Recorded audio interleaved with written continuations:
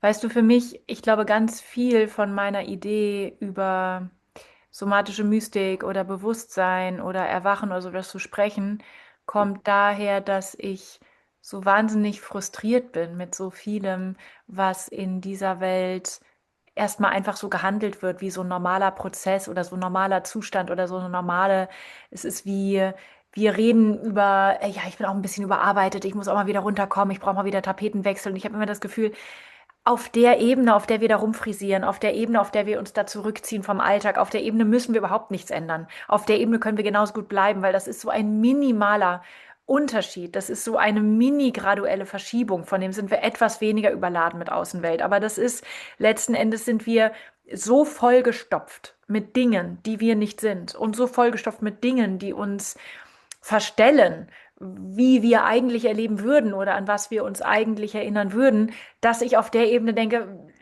das ist die Liebesmühe nicht wert. Dafür müssen wir nicht in Urlaub fliegen. Da können wir auch überarbeitet zu Hause sitzen bleiben. Und das ist für mich häufig so quälend zu erleben, dass wir überall nur enorm oberflächliche Methoden haben, solange wir im menschlichen Kontext bleiben und dass wir aber diese oberflächlichen Methoden zum Teil noch bezeichnen müssen als tief. Und es sind sie auf einer Ebene halt nicht. Und aber was sind tiefe Ebenen? Und dann, wenn wir beispielsweise jetzt darüber reden, ich ziehe mich nach innen zurück und dann habe ich diese Schwellenangst. Habe ich die Schwellenangst, weil ich dann meine Süchte nach Netflix, nach Entertainment, nach was auch immer mal 3 Tage abgeben müsste? Ich glaube, die tiefsten Ängste haben wir an dieser Stelle, weil das eine final zerstörerische Aktion ist, wenn wir sie wirklich ernst nehmen.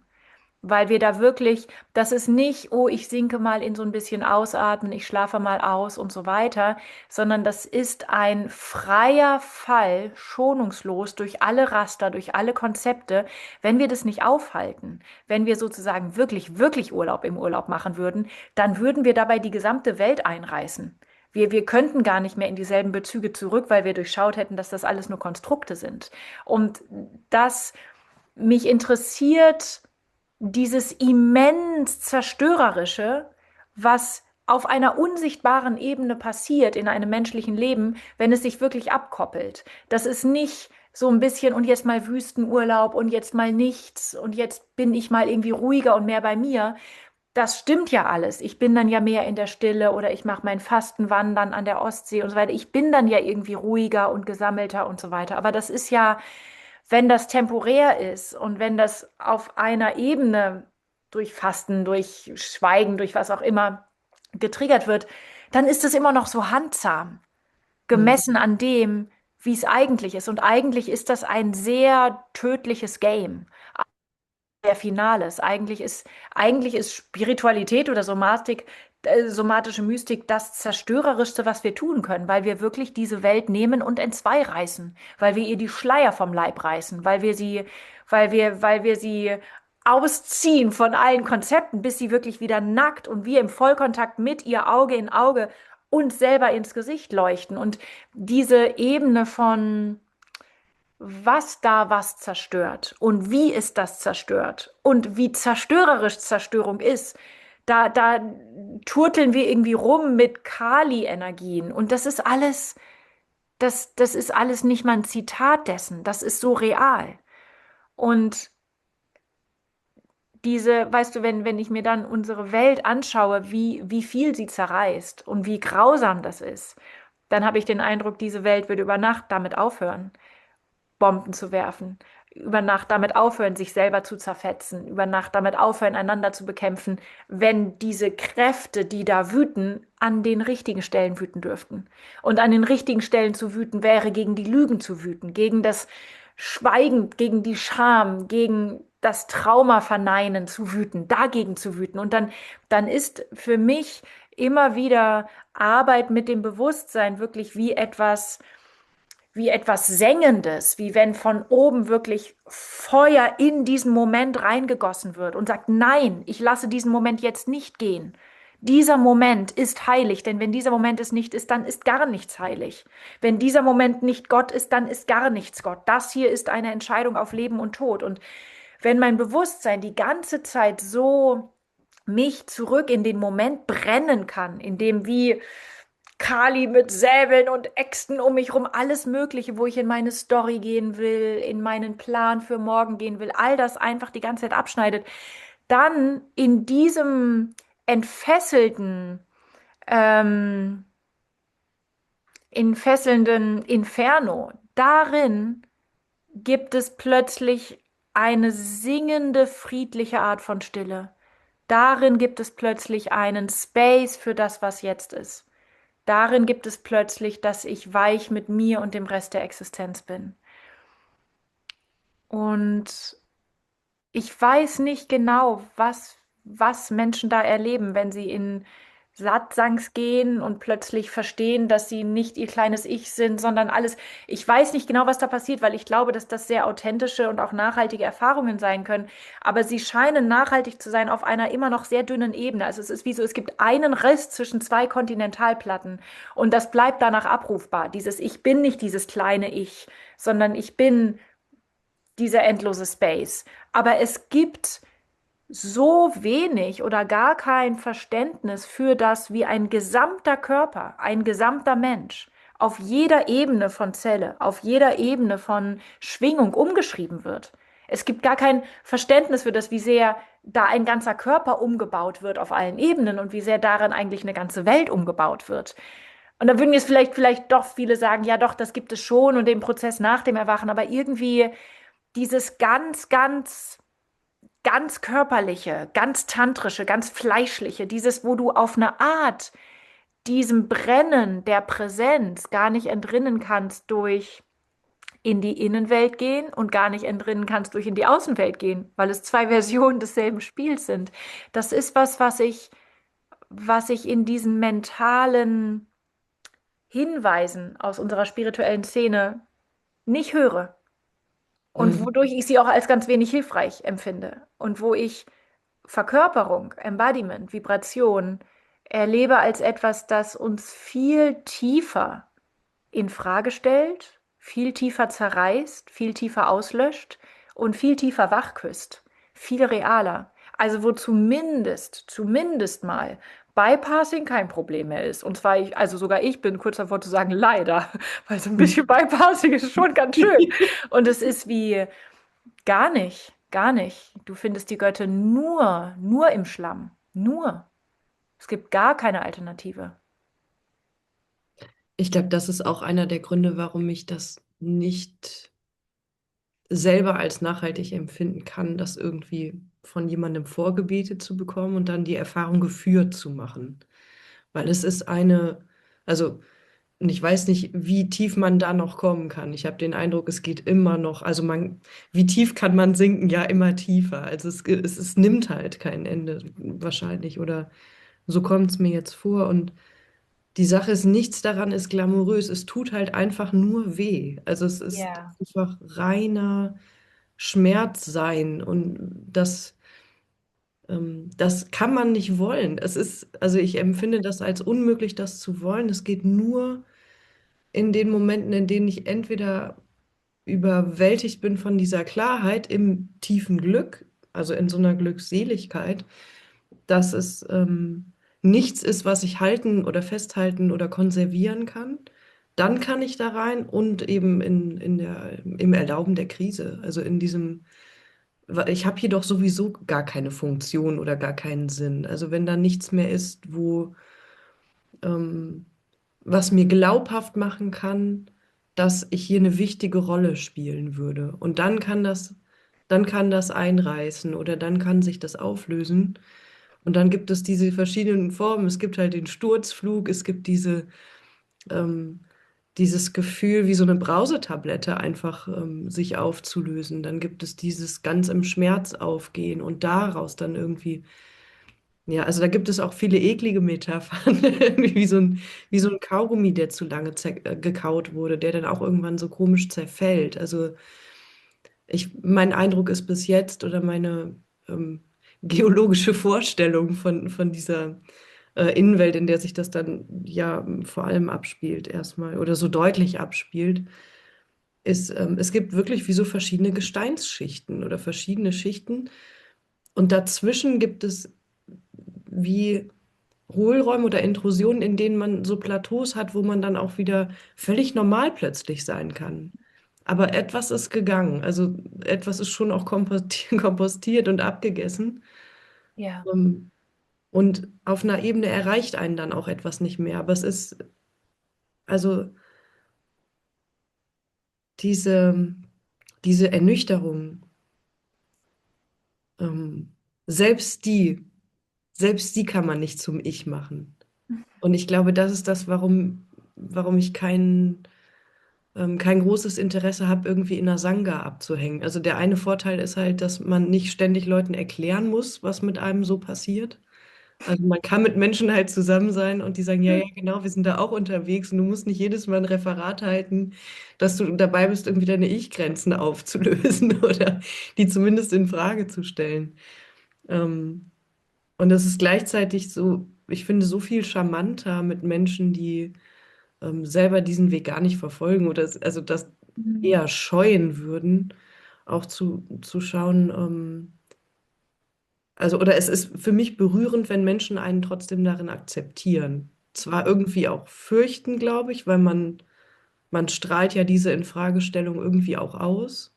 Und ist unkontrollierbar, weil man selbst an diesen Stellen eben die Kontrolle ja auch aufgibt. Also dieser Kontrollverlust ist, glaube ich, das, was so Angst macht. Aber es ist die Verkrampfung des Ichs ist unerträglich schmerzhaft, aber sie ist immer noch einfacher zu ertragen als diese Freiheit, also dieser freie Fall. Mhm. Ähm, Ja. Und ich glaube auch, weißt du, auch jetzt, wenn wir darüber reden, natürlich nutzen Begriffe wie Auflösung oder wie Zerstörung oder wie irgendwie und alles, wie wir es hören, ist ja immer noch angebunden in unserem Alltagsbewusstsein an das, was da zerstört wird und an das, was da irgendwie die Kontrolle loslässt oder so. Und wie sehr diese Begriffe enden, bevor der Prozess endet, das kann man sich ja per Definition eben nicht klar machen, denn alles, was sich das klar machen könnte, geht ja unterwegs. Also diese absolute, ich glaube, sozusagen, wenn der Prozess in die richtige Richtung weiterfließt, in diesen Presswehen, in diesen Schubphasen, in genau den Situationen erleben wir ja eine absolute Richtungslosigkeit. Also das ist ja auch nicht mehr, oh, ich bin jetzt irgendwie still oder ich bin jetzt da oder nicht da oder ich meditiere jetzt oder ich meditiere jetzt nicht oder ich bin jetzt im Körper oder ich bin jetzt nicht im Körper. Es ist ja wie ein nicht mehr Greifen dessen, woraus vorher unsere Welt zusammengesetzt war. Und in dem Sinne ist diese Hingabe, über die wir vielleicht wirklich reden können, als das, was wir tun können, definitiv etwas, was erst richtig beginnt zu greifen, jenseits von Hingabe. Jenseits von dem, dass ich mich jetzt hier öffne, weil ich mich gerade sicher genug fühle oder Vertrauen habe in diesen Prozess und auf dieser Ebene auch immer wieder so zu merken, je präziser ich mit der Sprache da werde, desto weniger ist das ja hier mein Prozess. Desto weniger ist das ja jetzt hier ich entfalte mein Bewusstsein, ich entfalte mein Potenzial, ich erinnere mich an irgendwas. Es ist eigentlich, egal wie sehr du oder ich oder sonst wer vielleicht neugierig war auf so einen Prozess. Es ist eigentlich, dass irgendeine brachiale Kraft der Existenz selbst beschlossen hat, sich bestimmte Körper wieder einzuverleiben. Und das sind halt dann zufällig dein Körper und mein Körper und wir gucken ein bisschen blöd aus der Wäsche und sagen, oh, wusste ich nicht, dass ich so viel in den Weg geräumt habe.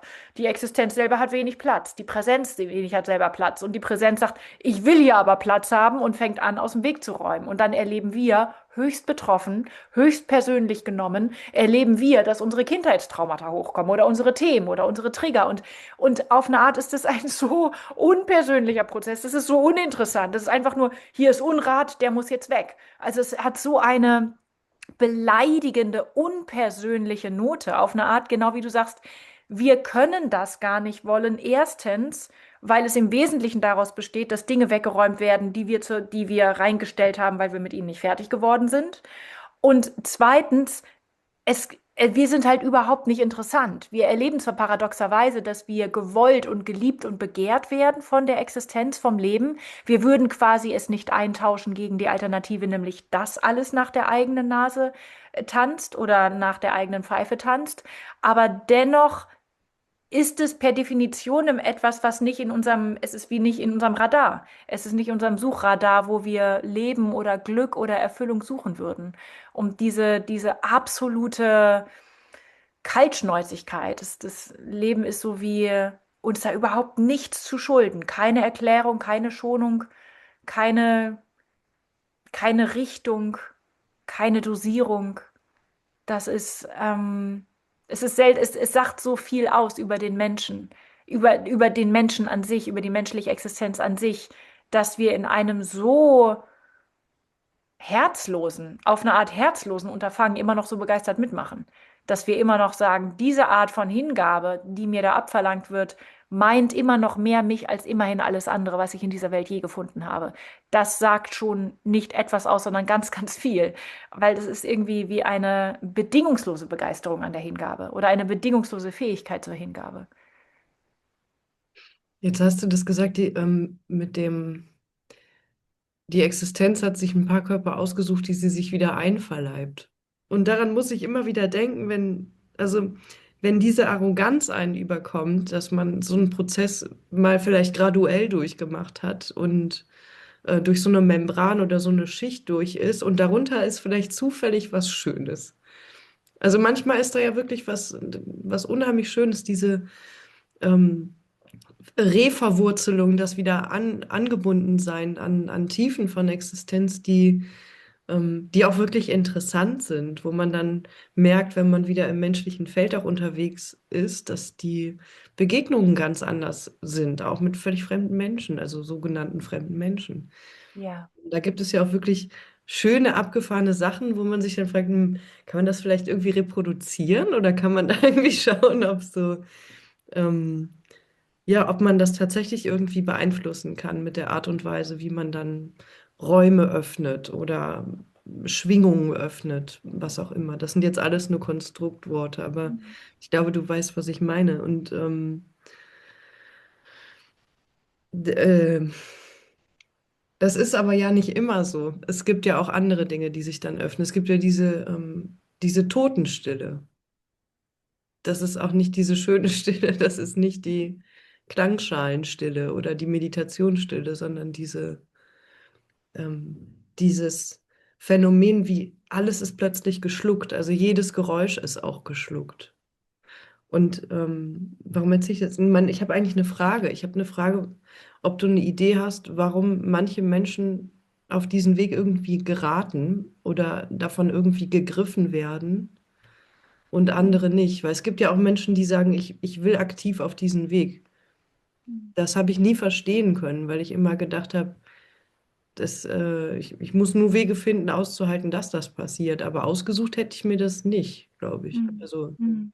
wenn ich es mir hätte aussuchen Ja. können, das zu erfahren oder irgendwie erfolgreich eine Firma hochzuziehen oder zu heiraten oder weiß ich was, ist ja egal, was man macht, aber so einen Plan zu verfolgen, ich glaube, ich hätte das normale Leben gewählt. Mhm. Und Mhm. gleichzeitig kann ich es von hier aus nicht sagen, weil ich weiß, dass sich das nicht wahr angefühlt hätte. Aber wäre ich irgendwie anders disponiert, dass mich das nicht anziehen würde, ich glaube, dann würde ich auch ein zufriedenes Leben. Also ich weiß es nicht.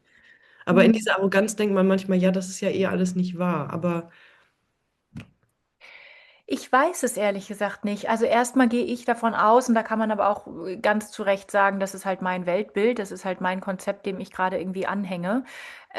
Ich glaube, dass alles Leben, dass alles in dieser Welt in dem Prozess der Erinnerung ist, in dem Prozess dessen, dieser Welt die Kleider wieder vom Leib zu, oder die Hüllen, die Verhüllungen vom Leib zu reißen, um in einer nackten, direkten Form von Realität wieder einzuschmelzen, wieder in den Ozean geflossen zu sein. Ich glaube, dass alles hier deshalb pocht, deshalb begehrt, deshalb kämpft, deshalb sich überhaupt in irgendeine Richtung bewegt, weil komplett unbewusst, um es mal so zu formulieren, in allem der Rückweg gesucht wird. Ich glaube nicht, dass es irgendeine andere Triebfeder gibt in Bewegung von Leben, als die Sehnsucht danach, durch die nächste Erfahrung, durch die Symphonie der Erfahrungen hindurchzustoßen, durch die Erfahrung getrennt zu sein oder durch die Erfahrung wie drauf reinzufallen. Das hier ist jetzt wirklich das, worum es geht.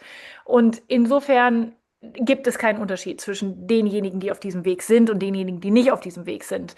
Warum an einigen Stellen sozusagen der Vortex Mhm. oder die Schwungkraft sich so erhöht, dass sich das da durch die Schichten durchschraubt, bis sogar der individuelle Mensch, zum Beispiel du, plötzlich das wirklich mitkriegt. Wow, hier passiert was, was wie von der anderen Seite kommt.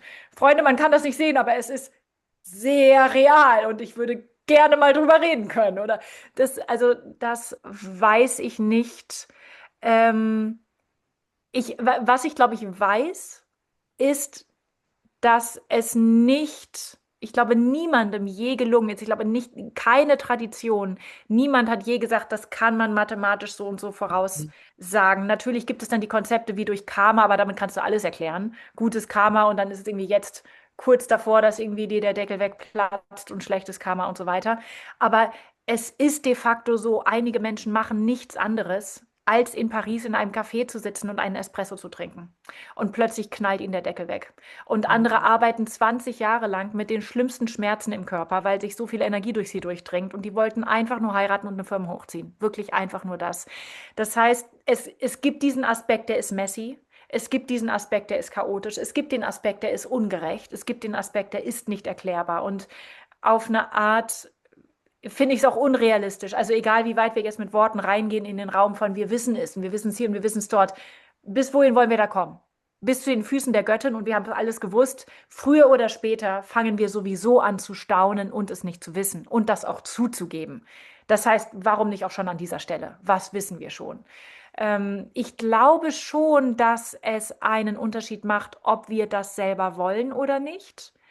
Mhm. Wenn wir es mehr wollen, wenn wir uns dem mehr widmen, beispielsweise das, was wir jetzt machen, darüber zu sprechen, macht es in deinem Leben und macht es in meinem Leben kraftvoller, ob wir wollen oder nicht. Weil wenn wir in der Zeit jetzt hier uns, wie gesagt, Netflix angucken würden, dann würden wir es tendenziell bremsen. Also es gibt schon etwas, das wir auf einer gewissen Ebene tun können. Auch wenn man immer es herkonstruieren kann, wir haben da ja gar nichts getan. Wir sind da ja nur zur Seite getreten, damit Bewusstsein in uns reinströmen kann. Das ist auf eine Art dann aber müßig, glaube ich, wie man es irgendwie hin und her schiebt in den Worten. Aber das Und ist ultra viel. Sorry, ja, du warst ja, noch. na gerne. Es ist dieses Bejahen. Also man muss das bejahen. Ja. Also das meinte ich mit diesem, was ist, es gibt ja dann doch diesen einen Schritt zu sagen, ich folge dem, obwohl es mir eine scheiß Angst macht, obwohl es unheimlich wehtut und obwohl ich wahrscheinlich gar nichts davon habe. Also ich habe davon auch wahrscheinlich keine Erleuchtung oder weiß ich was. Also daran glaubt man ja irgendwann auch nicht mehr. Am Anfang vielleicht schon, aber irgendwann ist es so, okay. Naja, gut, ich kenne jetzt die Totenstille, ich kenne jetzt irgendwie diese Höhlen, ich kenne diese Intrusionen, ich kenne irgendwie in auch gesellschaftliche oder kollektive Schatten reinzugehen, die wirklich ekelhaft sind und eigene, die ekelhaft sind und die Ununterscheidbarkeit an diesen Stellen. Ähm, aber hier versprechen wir jetzt nicht mehr irgendwie von Ja. diese Vorstellung von Erleuchtung eingelöst zu bekommen. Auch wenn da Ja. manchmal vielleicht irgendwas noch hoffnungsvoll bleibt, dass wenn man nur das Mhm. oft genug wiederholt, dann irgendwann was kommt. Aber ähm, das Verrückte ist ja diese Bereitschaft, dieses Ich ins Feuer zu werfen und zu sagen, es ist, also ich kann jetzt auch bei dem nächsten Prozess dabei draufgehen. Ich sterbe lieber an dieser Intensität, als jetzt davor wegzulaufen. Diese Ja. Bereitschaft, zu diesem Riss zu gehen und zu sagen, okay, ich habe keine Ahnung, ich weiß auch nicht, ich habe hier ich bin nicht Indiana Jones, ich habe nichts dabei irgendwie. Ich habe einfach nur ein Mantra und das ist keine Ahnung. Ich habe keine Ahnung, was passiert. Und dann setzt irgendwas ein und es ist jedes Mal anders irgendwie. Es gibt Sachen, die sich wiederholen, aber du fällst halt jedes Mal wie Alice in dieses Kaninchenloch und du weißt nicht, du vorbeifliegst und was dann, also es ist halt mit dem Arsch voran. Du kannst nicht sehen, wo du lang fliegst. Und das finde ich irre. Also, dass es da doch die Bereitschaft gibt, obwohl man wirklich gar nichts davon hat. Mhm. Ja, und es ist fast wie dieses Vermögen von Menschen, bedingungslos zu sein, schaltet sich erst da frei, wo irgendwie am Ende klar ist, dass wir nichts davon haben. Es ist wie dieses, wir geben bedingungslos alles, aber nur, wenn wir zur Belohnung gar nichts dafür bekommen. Also wenn wirklich wir selber als unsere eigene Substanz, um die herum sich Leiden organisiert, wenn das wirklich dabei auseinandergenommen wird. Es ist dieses, ich will, am Ende des Tages ist der beste Tauschhandel der Welt, wo der Mensch wirklich aus ganzem Herzen einschlägt, wenn es eben gar kein Tauschhandel mehr ist, sondern wenn wir nichts, wenn wir einfach nur bedingungslos alles schenken dürfen.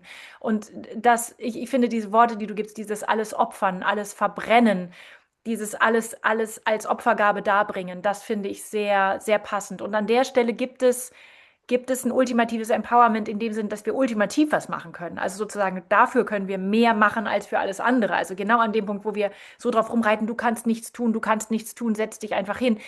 Ja, aber was du alles ins Feuer wirfst, was du alles gibst, was du alles tust, um eben nichts mehr zu tun, um es zurückzuhalten, ist so immens. Das ist aktiver, das ist wacher, das ist entschlossener, das ist effektiver, das ist handelnder, das ist empowerter und bewusster als alles andere, was du je tust, selbst wenn du auf der Bühne stehst und irgendwie ein Konzert rockst.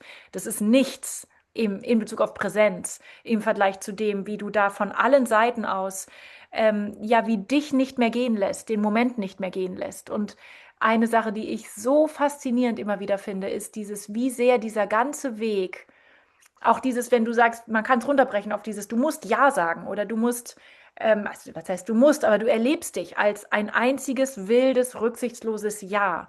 Das hat ja auch, das ist ja auch wie ein Ja, was wirklich sehr bedingungslos ist im Sinne von alles in diesem Leben. Diese Beziehung kann jetzt flöten gehen, ich kann jetzt eine tödliche Krankheit haben, wenn es das braucht, ich, das Ja, mein Ja wird das letzte Wort haben. Das ist keine Welt, zu der ich Ja sage, solange es irgendwie noch erträglich ist oder sich im Rahmen hält. Auf eine Art will ich die Ekstase dessen, bedingungslos Ja zu sagen. Und auf eine Art will ich fast, dass mein Leben mich so sehr triggert und enttäuscht und entsetzt und verwundet, dass ich wirklich lerne, was die Bedingungslosigkeit ist von einem bedingungslosen Ja, weil erst dort die ganze Kraft sich öffnet und dort aber in einem. Und ein Aspekt, den ich an diesem Prozess immer wieder so faszinierend finde, ist dieses, wie sehr das bedeutet, sich selber ernst nehmen zu müssen.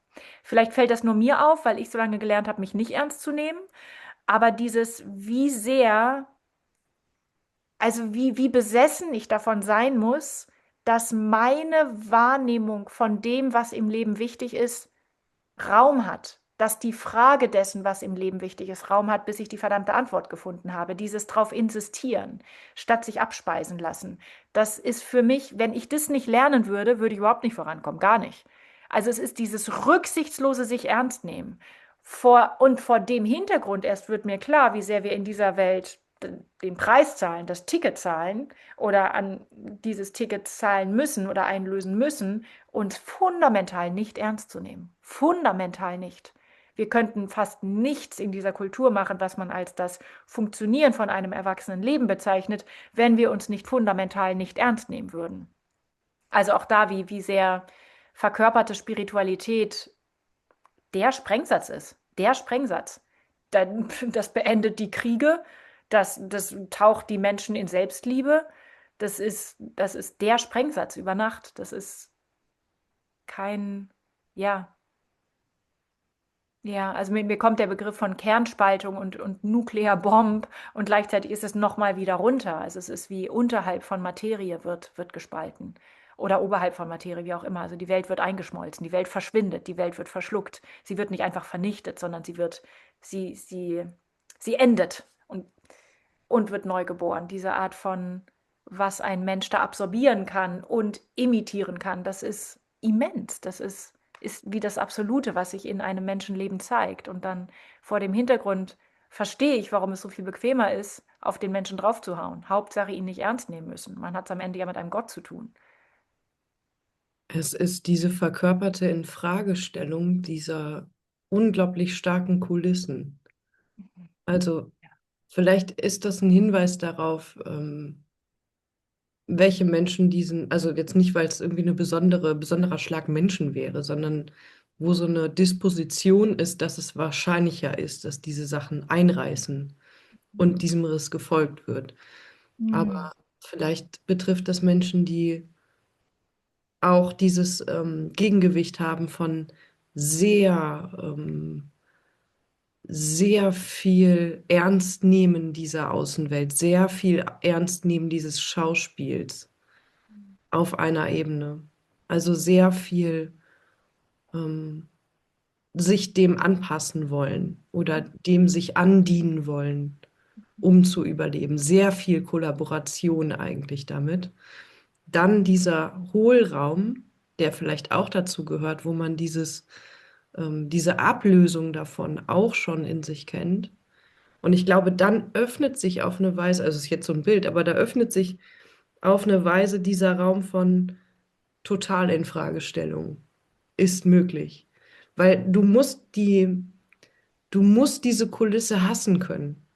Hm. Und dafür musst du ihr ein Stück weit glauben, also oder sehr glauben. Du musst von dieser Kulisse betrogen worden sein. Du musst diesen Verrat, glaube ich, akzeptieren oder diesen Verrat erleben in einer Tiefe, die so sehr wehtut, dass du sagst, ich will hiermit auch nicht mehr spielen. Also ich will nicht Du mehr. redest hier auch von Trauma, oder? Also Ja, nur auf weil der jeden Begriff, Fall. ja, genau, weil seitdem du sprichst, sorry, ich will dich überhaupt nicht unterbrechen, ich will nur einfach kurz, weil es passt so wahnsinnig. Der Riss der Welt wird unter anderem durch Trauma offenbar. Und ich glaube, Ja, das ist neben allem, was Trauma Entsetzliches bedeutet, das wissen wir beide ja zufällig auch.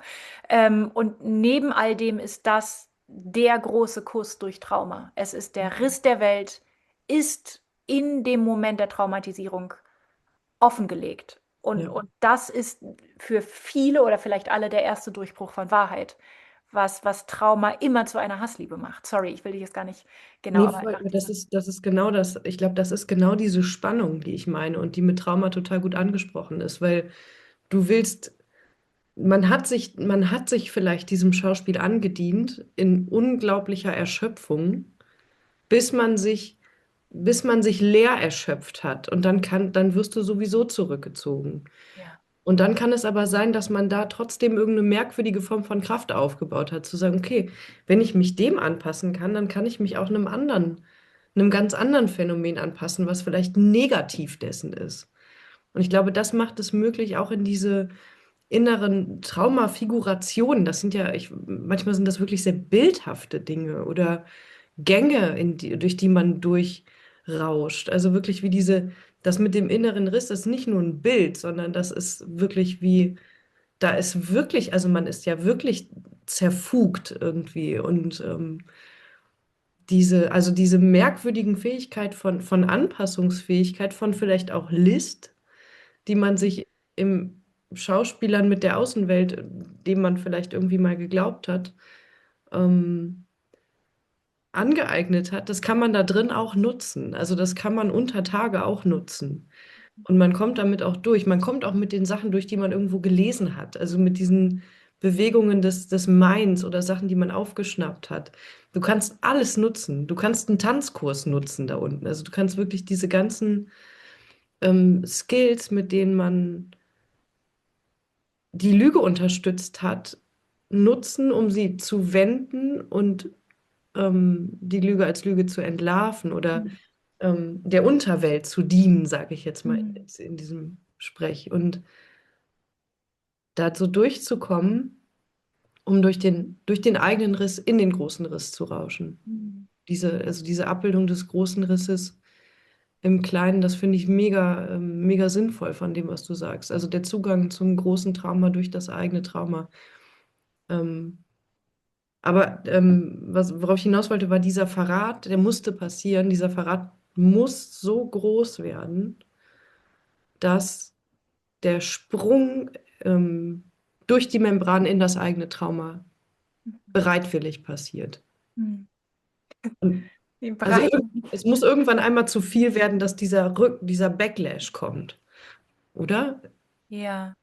Ähm, was bei mir, also es gibt viel, wenn ich dir zuhöre, wo ich wie auch den Impuls habe, sag das nochmal oder gib mir ein Beispiel, weil ich auch ganz, ganz sicher sein möchte, dass ich wie mit jedem Wort mit dir da wie so, also dass ich sozusagen dir wirklich dort folge, wo du mich da langführen möchtest. Das ist das eine und gleichzeitig korrigiere mich, aber habe ich den Eindruck, dass ich sehr in den Katakomben dann mit dir gehen kann, wenn ich deinen Worten folge und wenn ich jetzt mal einzelne Schritte gerade nicht abgleiche, lassen wir das, aber weil ich glaube, das, worauf du hinaus möchtest, ist auch das, was, oder einer der Punkte, die mich daran so faszinieren, dieses, wie der Rückweg nochmal die Misere rückwärts wie abspielt oder der Hinweg und der Rückweg sich spiegeln oder wie dieselbe Außenwelt, die beispielsweise, sagen wir, ich werde verlassen und das hat 100 Mal in meinem Leben bedeutet, siehste, mein Drama, ich bin nicht liebenswert, passiert nur mir. Und beim 101. Mal ist derselbe Vorgang, ich werde verlassen, mit demselben Typ Mensch und so weiter, Beweis dafür, dass noch nie irgendetwas in dieser Welt meine Geschichte bestätigen wollte. Ich wollte das. Ich wollte, also genau die Verkrampfung mache ich rückgängig. Und genau in dem, was ich sozusagen, ich habe das gelernt. Das ist der Tanzkurs. Das ist das aus dem Buch. Und plötzlich nutze ich wie genau das als die Spur im Nervensystem, aber halt genau andersrum. Und darin ist Traumaheilung oder Expansion oder Erwachen von Bewusstsein oder was auch immer zutiefst kreativ, extrem kreativ. Darin sozusagen enthüllt sich eine mindestens ebenso große Einzigartigkeit, wie sie sich ja enthüllt, indem wir alle diese kontrahierten Einzelwesen waren. Aber dadurch, dass meine Traumaheilung oder meine Entspannung oder mein Erwachen so eine oder energetische Entspannung oder Eröffnung so eine wahnsinnig große, so ein Kaleidoskop an kreativer Geschichte, an Welt eigentlich gebiert, zeigt sich auch, wie immens schöpferisch und eigentlich als das einzig Schöpferische wirklich Trauma existiert. Trauma selber kreiert die Welt. Also haben wir diese Welt als eine Landschaft aus Göttlichkeit, als eine vibrierende Einladung zurück in die ewige Ekstase und wir haben es gleichzeitig als das Elendtal, als das Meer der Tränen. Das ist, diese Welt existiert als Liebe, als Unendlichkeit und sie existiert als Trauma, sie existiert als Kontraktion. Das ist wie das Ticket, und das finde ich auch an diesem, wie wir eingestiegen sind, so wichtig. Es ist wie Leiden existiert. Es existiert. Das in Abrede zu stellen, dagegen auszuspielen, wie sehr eigentlich Stille und Frieden und Glück und Unendlichkeit existiert, ist wie nicht zulässig. Das ganze Ding fällt zusammen, wenn wir einen der Pole wirklich wegnehmen. Und das mag ich sehr an der somatischen Mystik. Da ist es dieses nicht bypassen. Da ist es dieses Nein, das hier existiert. Und wenn wir uns darauf nicht einigen können, dann brauchen wir nicht zu reden über Engel, nicht zu reden über Stille. Als erstes existiert, dass hier Kontraktion real vorliegt und Menschen real kämpfen macht und verzweifeln lässt. Und dass wir auf einer ganz, ganz menschlichen Ebene auch einfach was tun können, um damit klüger umzugehen, als wir es bisher getan haben. Da müssen wir noch gar nicht von irgendwelchen Bewusstseinsprojekten reden.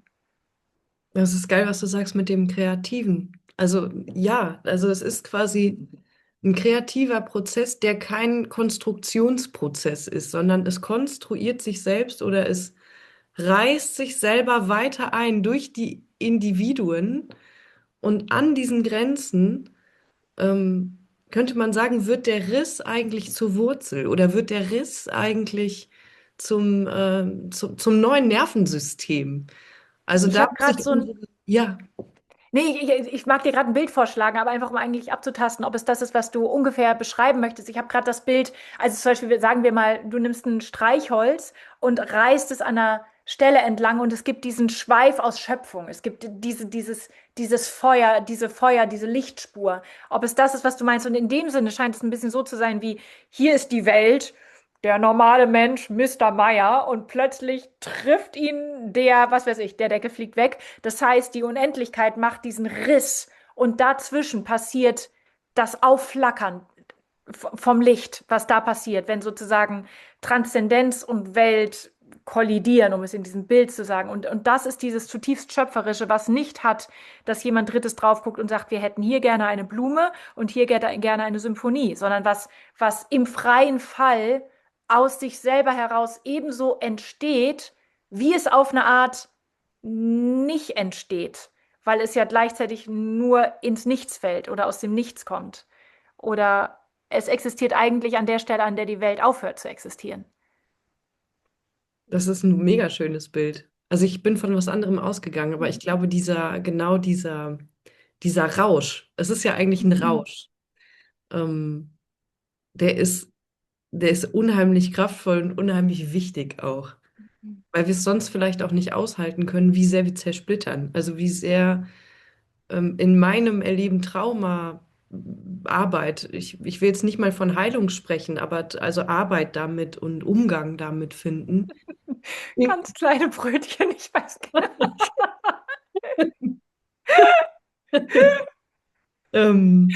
Und es kommt aber darauf hinaus, aber Jetzt versuch dich zu retten. Ich bin gespannt.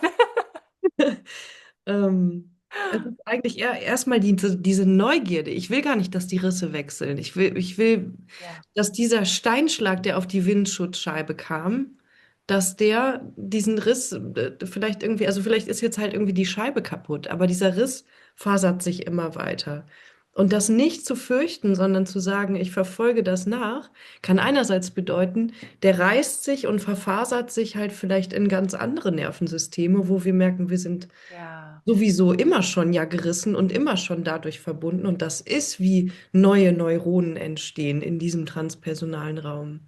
Also das ist, wie die Oh Zweige ja. von verschiedenen Bäumen berühren sich vor dem Himmel quasi. Und das ist nicht mehr klar, welcher ist welcher Baum. Mhm. Boah, Und ich ich, finde, sorry, darf ich ganz kurz mit einer Fußnote rein? Ich will es als Fußnote wie einfach fett drucken. Wir sind so, oh, we are all one. Und das sagen wir immer, wenn wir mit unserem Ecstatic Dance, mit unserer Lieblingsklicke irgendwo tanzen. Und das ist immer das intakte Nervensystem im Social Engagement, reguliert und im Vertrauen mit der Außenwelt. Das ist immer die Clique, die kuschelt. Das sind immer diejenigen, die jung und beliebt und erfolgreich sind.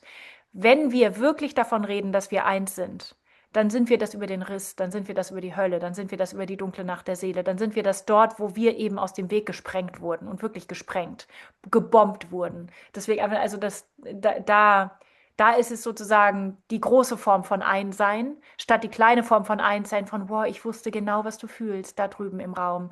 Das ist, also super heilsam, super, super toll, ja, aber es ist die kleine Form von Einheit, gemessen an der großen Form, wofür alles, was wir da reintragen wollten in unser Einheitsgefühl, aus dem Weg geräumt wird. Sozusagen das, was wir zum größten Beitrag oder als größten Beitrag reingeben wollten in unser Gefühl von Verbundenheit, ist eigentlich das, was als erstes aus dem Weg geräumt wird, denn das war das Störgeräusch. und Ja. das ist auch das, wo man sich nicht mehr aussuchen kann, mit wem man verbunden ist und wem nicht. Das ist, also da hat man keine Wahl mehr. Und da gibt es eben keinen. Da ist das eben nicht glamourös, da ist das auch nicht schön und da muss man das im Grunde auch niemandem sagen, wo ich manchmal den Eindruck habe, da wo es so überbetont wird oder betont werden muss, ist es vielleicht eine Erinnerung, also vielleicht hat es was auch mit dem Gefühl irgendwie zu schwingen und zu kommunizieren zu tun, aber ich bin da oft skeptisch, ob es nicht auch was ist, was genau dieses wirkliche Potenzial von Verbundensein und Einssein eigentlich abpuffert. Ja. Also indem man sagt, hier, ich höre dich, ich verstehe dich, ne, wird eigentlich, glaube ich, dieser Grusel genommen, was das bedeutet, wenn wir das mal wirklich zulassen, dass da dann auch wirklich nicht mehr, also da ist kein Ausweichen mehr von Verbindung. Also es gibt keine Möglichkeit. Mhm. Ähm, Es ist einfach überhaupt keine Kategorie von Sympathie oder Antipathie mehr da. genau. Es ist überhaupt nichts mehr von, also ich glaube, wir zurren das mal schön fest, wie verbunden wir uns fühlen und wie sehr wir eins sind und wie sehr wir das in unserem Kontakt, beispielsweise wir beide, die wir, Mhm. sage ich mal, uns relativ gesehen miteinander wohlfühlen oder sicher fühlen oder Ja, ich mag miteinander dich auch. Sympathie und ähnliche Interessen, genau. Also wir beide in diesem Flow sind sozusagen viel eher in der Versuchung, dass wir das hier festzurren, um nicht voller Entsetzen feststellen zu müssen, dass wir in einer Form von Resonanz oder Bezogenheit sind, die all das überhaupt nicht braucht. Also wir können quasi umso leichter die Tiefe, die existenzielle, absolute Art von Einheit verpassen, weil wir stattdessen so eine persönliche Freundschaftsgeschichte draus machen könnten. Und wenn das nicht gegeben ist und wir dann beispielsweise, nehmen wir dieses Thema und das ich mag jetzt wirklich von mir reden, weil ich weiß, das ist ansonsten ein Riesentriggerthema und ich will da niemandem was aufstülpen und du natürlich genauso. Nicht. Und dieser Aspekt, aber wir sind wie auch mit denen verbunden, die uns missbraucht haben. Das ist so krass, wenn ich mir meine Geschichten von Trauma oder Überwältigung oder Missbrauch anschaue, wie ich durch all diese Kapitel durchgegangen bin. Von diesen natürlich erstmal ich kollabiere, ist mir nicht passiert, danach hat mir gar nicht wehgetan, danach gar nicht. Irgendwann kommt der Hass, irgendwann kommt die Heilung, irgendwann kommt dieses, der hatte Unrecht, ich habe Recht. All das so wichtig und es gibt heute wie eine Ebene darin, wo ich die gesamte Situation sehe als alles bin ich. Alles. Bis hinzu, und das sage ich jetzt nur für mich, weil mir das heilig ist. Ich will niemandem an dieser Stelle was aufstülpen. Aber wenn ich in meiner Essenz in solche Momente von Trauma reingehe und in das, was in dieser Traumasetting immerhin auch aufriss an unmittelbarem, direkten, freien Erfahren, dann ist es so, dass ich alles bin an dieser Situation und alles wollte an dieser Situation. Und dass ich in dem Space, in dem State, sagen wir mal, in dem ich alles wollte an dieser Situation, es alles als unterschiedslos ekstatisch erlebe und bejahe.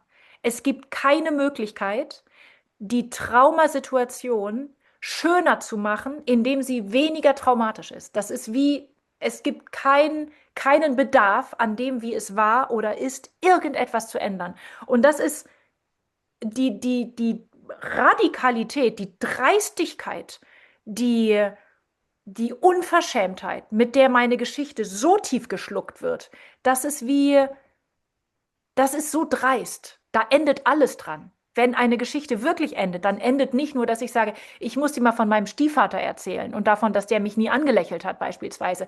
Nicht, die Geschichte endet nicht dort. Sie endet dort, wo überhaupt noch daran etwas wahrgenommen werden kann, was wir irgendwie anfassen, um es woanders hinzuschieben. Oder wo wir uns festgelegt auf eine Position, auf ein Erleben dieser Situation erleben. Das ist so, ja, wie für mich ist ein anderer tiefer Lernaspekt oder ein Lernmoment auf dieser Reise, wie so, wir sagen das so sehr, es ist in aller Munde, wir können das Problem nicht lösen auf der Ebene, auf der wir es als Problem erstmal geschaffen haben. Aber was das heißt, wie weit ein Mensch gehen muss, um wirklich eine Lösung zu finden. Also ich hätte mich im Leben nicht auf den Weg gemacht, wenn ich das gewusst hätte. Ich dachte, ah ja, okay, wir laufen nicht 50 Meter, sondern 5 Kilometer. Nein, wir laufen 5-mal durchs gesamte Universum. Das war die Größenordnung. Hat mir aber keiner gesagt. Einfach nur, es ist ein bisschen länger, als du dachtest. Und ich so, jo, okay, ich melde mich an. Klingt abenteuerlich. Und es ist unglaublich, wie, sagen wir mal so, worüber ich gerade rede, ist, wie absolut das Absolute ist, wusste ich nicht. Und hätte ich es gewusst, hätte ich gesagt, total. Ich dachte, mir hätte ein größeres Wohnzimmer gereicht, Jungs. Echt. So, ja, ja, wie frei Freiheit ist, wie liebevoll Liebe ist, wie, wie unendlich Unendlichkeit ist. Das ist, es kann, hätte sich wirklich niemand ausdenken können. Ich mag noch einen Punkt, darf ich noch zu einem anderen Punkt Ja, springen, der klar. gerade in mir auftauchte, als ich dir zugehört habe, weil ich weiß, wie sehr dein Brain mit Kunst und mit Philosophie und mit diesen einfach großen Brains und Genies der Weltgeschichte einfach vertraut ist. Und du hattest dieses Bild und ich hatte dieses Bild mit dieser Riss, und da ist dieser Feuerschweif aus Schöpfung, die aus dem Nichts geschaffen wird und sofort wieder zerfällt, aber heller leuchtet als alles, wo wir da mit unseren Häusern stehen und sagen, das ist meine Materie, die morgen auch noch steht, denn die Wände sind dick. Und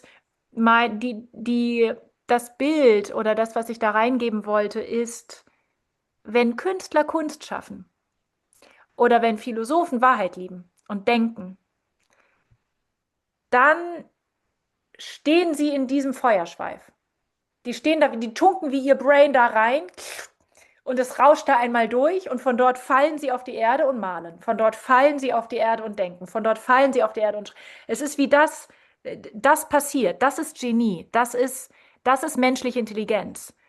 Weit, weit, weit jenseits von Mind. Weit jenseits dessen, sich irgendwie den Kopf zu zerbrechen oder zerbrechen zu müssen. Das ist dieses reingetaucht sein in diese Lichtspur, die einfach nur einmal wie der Schweif von einem Kometen eben aufleuchtet und erlischt. Und ich habe den Eindruck, da drin, wir bezeichnen das als genial, was da reingetaucht war und von dort auf die Erde destilliert wird oder was da drin stattfindet. Vielleicht sind Tänzer auf der Bühne da drin für die Dauer der Performance oder Musikerinnen oder so. Aber ja.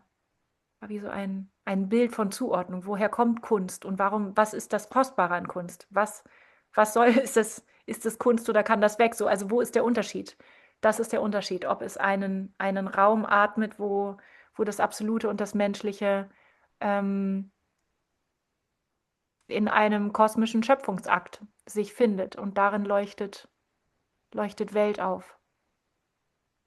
Ähm, Ich musste gerade an was denken, also ich habe von Tanzen ziemlich wenig Ahnung, aber ich habe mal einen Workshop mitgemacht bei so einer New Yorker Tanzlehrerin, die heißt Susan Klein, die macht aber dann Ja. inzwischen eher diese, also kennst du, okay. Habe bei diesem Workshop mitgemacht und sie hat davon gesprochen, wie die ersten schlechten Projekte von Leuten, die eine Tanzausbildung machen, also die das studieren, sind immer verbunden mit einem Stuhl. Also man hat einen Stuhl und erzählt irgendwie seine Geschichte, so seine biografische, persönliche Geschichte. Das ist so wie die erste Waffel, die du machst, aber die musst du wegtun, weil die ist halt meistens nicht gut, Mhm. weil die Leute dann noch um sich kreisen.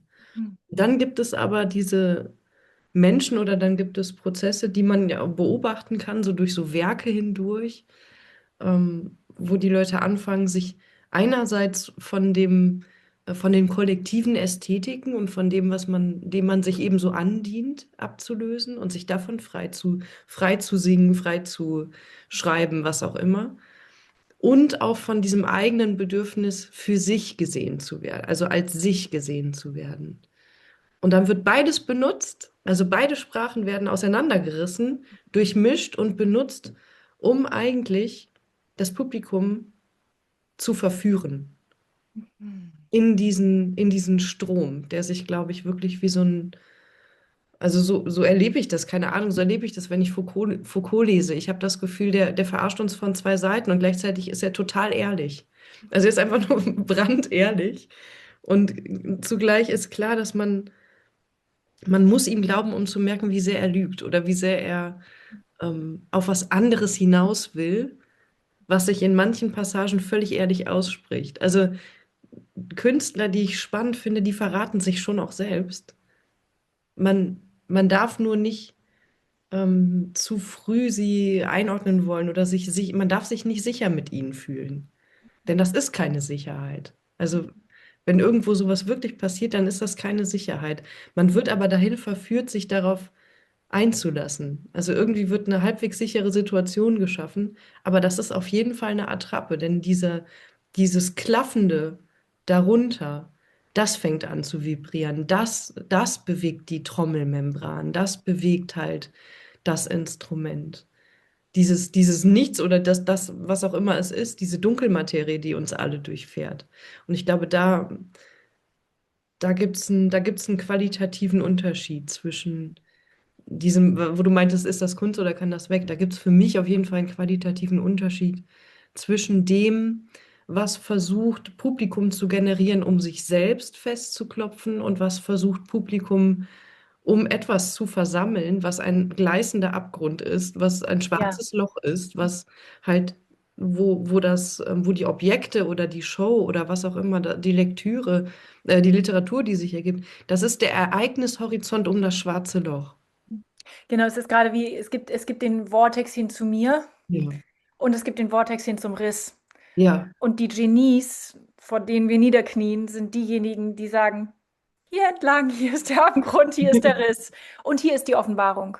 Und ich bin mit meiner ganzen Kraft und allem, was ich kann und meinem ganzen Handwerk ganz reingegangen, um auf gar keinen Fall im Weg zu stehen. Und wenn Mhm. ich euch eine Sache voraus habe, dann die, dass ich hier weniger präsent bin als du. Denn du stehst dir in diesem Moment im Weg. Mhm. Und auf eine Art könnten wir sagen, dass das Kunstwerk, was eben Kunst ist und diese immense Kostbarkeit hat und vielleicht oder hoffentlich dann auch so gehandelt wird von uns, ist das, was am wenigsten existiert oder am meisten sich durchsichtig gemacht hat oder sich durchsichtig halten kann.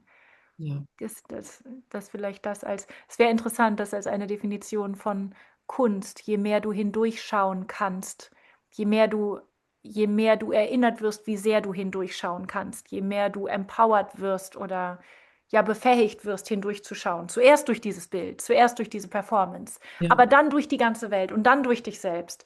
Je mehr das, desto mehr ewige Kunst, desto mehr haltbare Kunst, desto mehr Kunstwerke, die alles überdauern. Und je mehr es im Raum steht und sagt, ich bin das Bild und du bewunderst mich, desto mehr ist es nice try, desto mehr ist es Talent, Handwerk, saubere Arbeit, aber nichts, nichts, was vernichten kann, nichts, Ja, was Kali assistieren kann. es gibt dieses Modell von schwarzen Löchern in Bezug auch auf Weltbildung, wo das schwarze Loch nicht in der Singularität endet, sondern eine neue Welt aufstülpt Mhm. sozusagen. Also Ja. das schwarzes Loch als Tunnel, als Mhm. Durchgangszone. Und also diese Idee, der kann man halt nicht widersprechen, weil sich bis jetzt keiner getraut hat, da reinzugehen. Ja. Ich halte die für sehr ähm, interessant oder glaubwürdig, weil das Und ist das, was wir doch erleben, wenn wir da durchgehen, oder? ja, ich glaube auf der Ebene des inneren Universums, was ich für eigentlich eine zwingende Form von Parallele halte zum äußeren Universum. Also ich halte das innere Universum für das, was das äußere Universum nur abbildet oder imitiert, statt andersrum. Auf der Ebene halte ich die These für bewiesen. Also ohne, dass ich sie jetzt vorher schon gehört hätte. Aber auf der Ebene ist dieses, was verschlungen wird, ist in dem Moment freigegeben, kreativ zu sein. Und sein ist nichts anderes als Kreativität, die spielt, die kreiert, weil sie es kann. Weil da eine bedingungslose Liebe und dadurch eine bedingungslose Triebfeder ist, hin zu dem, lasst uns kreieren, weil wir es können. Weil wir es können. Und das ist die Ebene von Ekstase an Anteilnahme an Existenz, die uns niemand nehmen kann, weil wir das sind. Weil wir zellulär das sind. Eine bedingungslose Bereitschaft, das zu sein.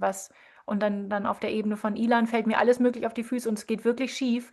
Und auf der Ebene von Existenz ist alles dieses ewige Baden in diesem Schaum, der möglich ist. Ja, Ja, und also da ist wie, ob wir jetzt Kunst nehmen oder ob wir deine Arbeit nehmen, also die auch Kunst im Grunde ist, oder also was auch immer man nehmen könnte. Ähm, Es ist doch alles eine Verzweiflungstat. Es ist, also es würde das alles nicht, auch spirituelle Prozesse würde es doch ohne Trauma überhaupt nicht geben. Ich glaube das nicht. Also ich glaube einfach nicht, dass wir Sprache hätten, wenn es Trauma nicht gäbe. Also aus jedem dieser Risse wächst ja irgendwie sowas raus oder wachsen neue Verästelungen und Veräderungen davon aus und wachsen aber auch neue Möglichkeiten, da irgendwie Bewusstsein durchfließen zu lassen. Also da ist die Welt gesprengt und zieht sich immer wieder zusammen. Da ist die Welt Gewebe im Grunde, die sich also die das Leben in das Negative irgendwie reinfließen lässt oder es nicht verhindern kann, dass das ja, passiert.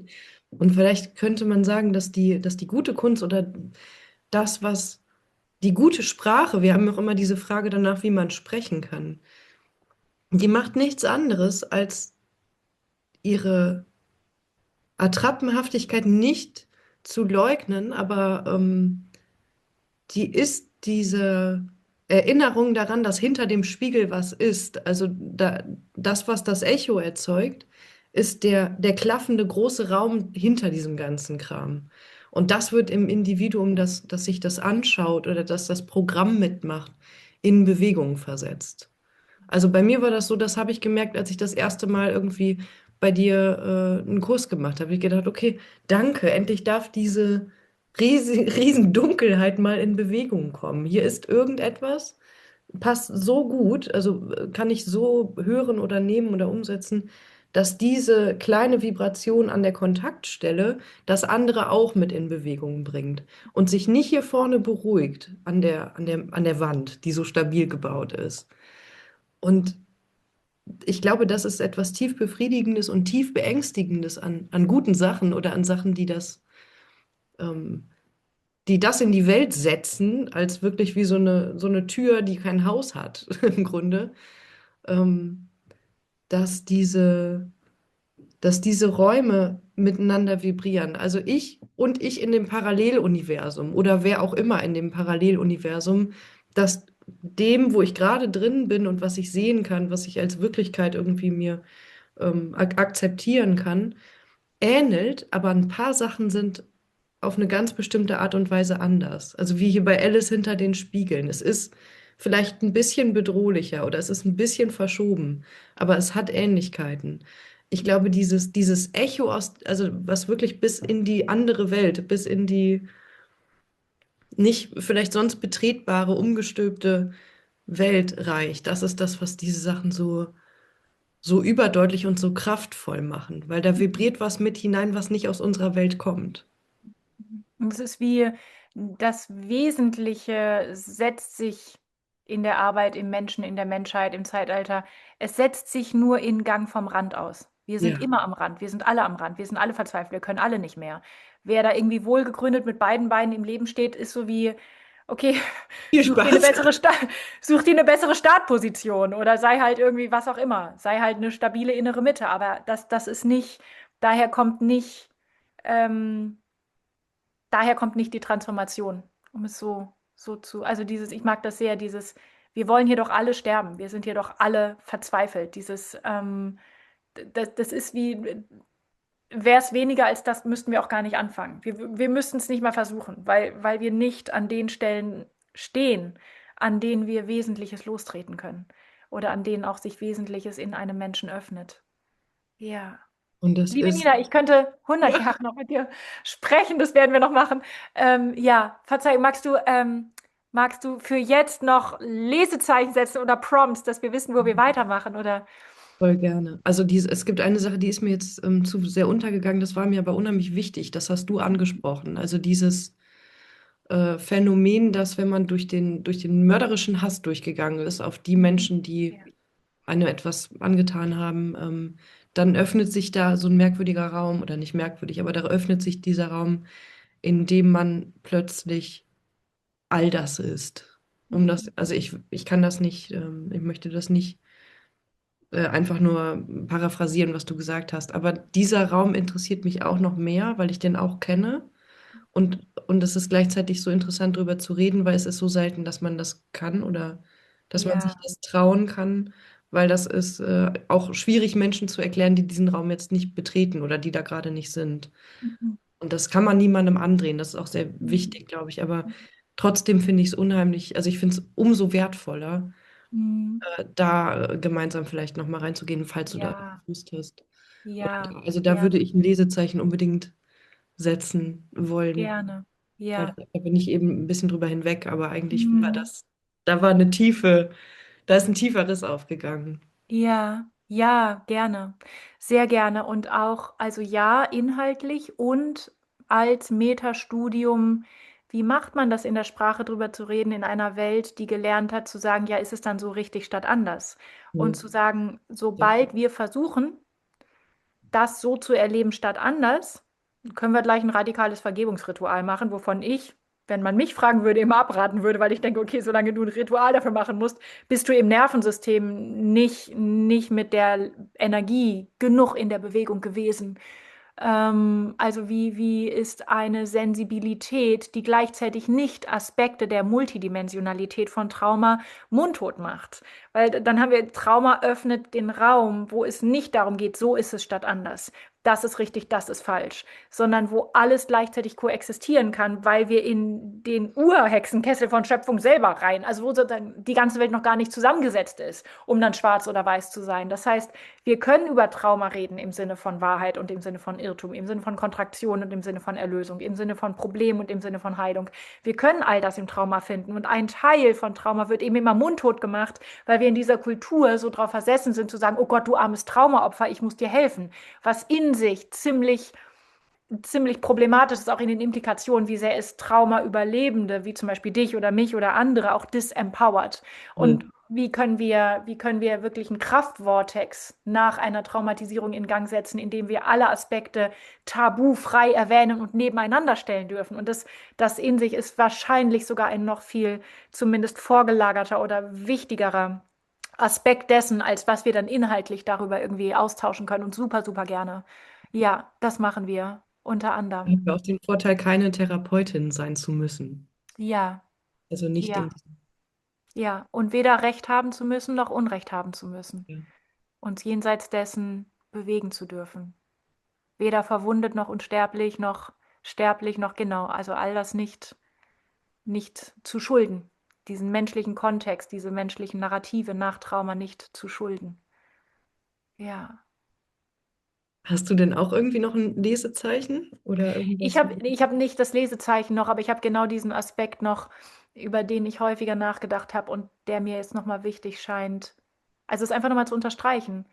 Trauma öffnet einen Raum, in dem Existenz existiert jenseits vom menschlichen Kontext.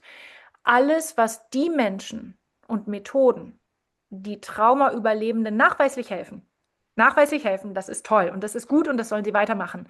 Alles, was diese Methoden aber Traumaüberlebenden auch unterjubeln, ist wie die Schuldigkeit, sich wieder einzugliedern in den menschlichen Kontext, was in sich eine Form von unangemessener Demütigung ist, weil Trauma auch eine absolute Größe offenbart oder eine absolute Ausdehnung oder eine absolute Leere der Welt oder eine absolute Freiheit der Welt, jenseits von Körper, sogar abgekoppelt von Körper oder Geschichte oder Zeit oder Wahrnehmung.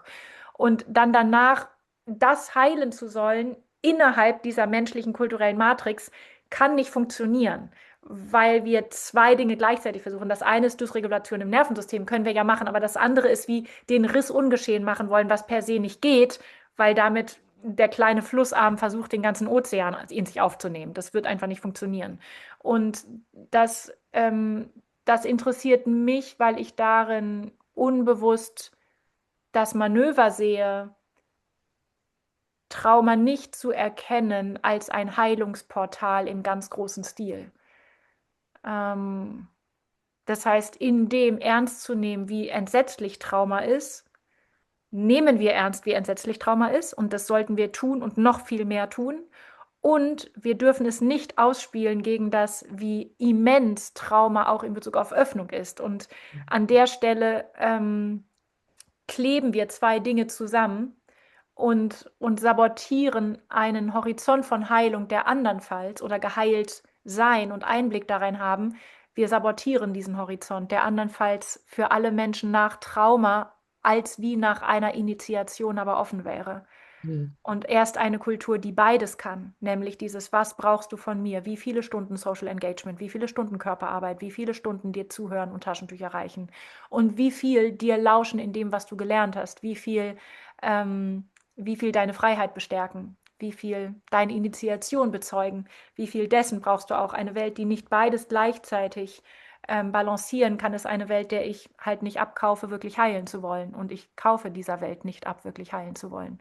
Sie behauptet das nur. Ja, Sie will funktionieren. ja, ja. Es gibt nicht diesen bedingungslosen Brand Richtung Wahrheit. Es gibt nur dieses, wir kümmern uns sehr, sehr gerne darum, aber lass uns jetzt erstmal schauen, dass das Bruttosozialprodukt und so weiter. Und an der Hm. Stelle, ja, sehe ich diesen Spiegel zu dem, wie wir mit Trauma umgehen. Das ist, also das wäre auch vielleicht dieses Stichwort, die Radikalität von Heilung. Also Ja, wie radikal zerstörerisch Heilung eigentlich ist in Bezug auf die Konstrukte. ja, Weshalb das auch ja. vielleicht keiner wollen kann, der. Ja, oder gehen wieder dieser Punkt, wie weit ein Mensch gehen muss. Wie weit, was das für ein Erstaunen ist, wie sehr wir das nicht wussten, wie weit das ist, wenn jemand sagt, weit, weit, das ist weit. Dann ich so, okay, ja, so einmal um Block kriege ich hin. So, es ist weit, das habe ich aber gesagt.